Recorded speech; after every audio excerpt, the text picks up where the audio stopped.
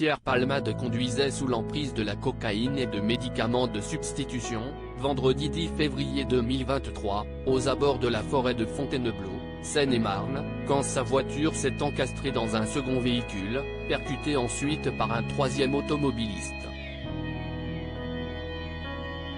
Une bien triste affaire qui a mis en lumière les addictions de longue date du comédien de 55 ans. L'enfer de la drogue, Frédéric Beigbeder l'a aussi connu. L'auteur de L'amour dure 3 ans a consommé de la cocaïne pendant de nombreuses années avant d'arrêter la poudre blanche au milieu des années 2010. Pourtant, il a avoué sur les ondes de France Inter, mercredi 21 juin, qu'il aurait pu être aujourd'hui à la place de l'humoriste, on n'est jamais guéri. Au micro de Sonia De Villers, l'époux du mannequin Lara Misli a cependant nuancé quelque peu ses propos, même si ce qui est arrivé à Palmade est plus, à mon avis, lié à d'autres drogues nouvelles, comme la 3-MNC, dont je parle aussi, mais que je n'ai jamais essayé.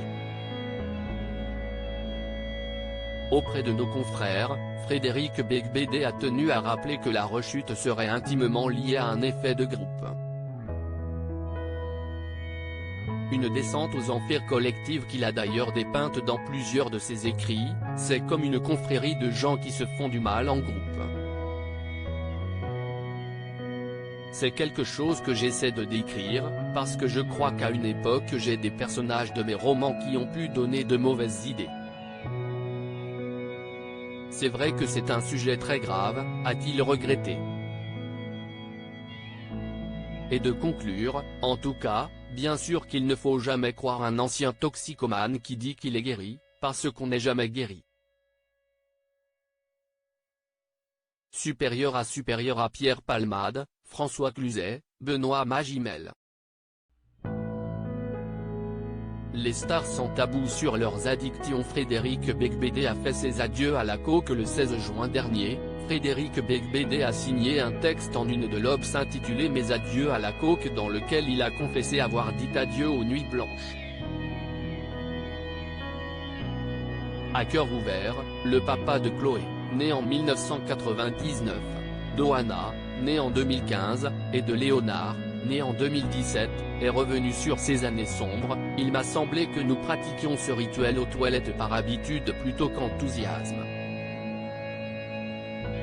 Nous descendions, sans raison, nous pencher sur les rails, pour nous faire du mal sans plus ressentir de bien.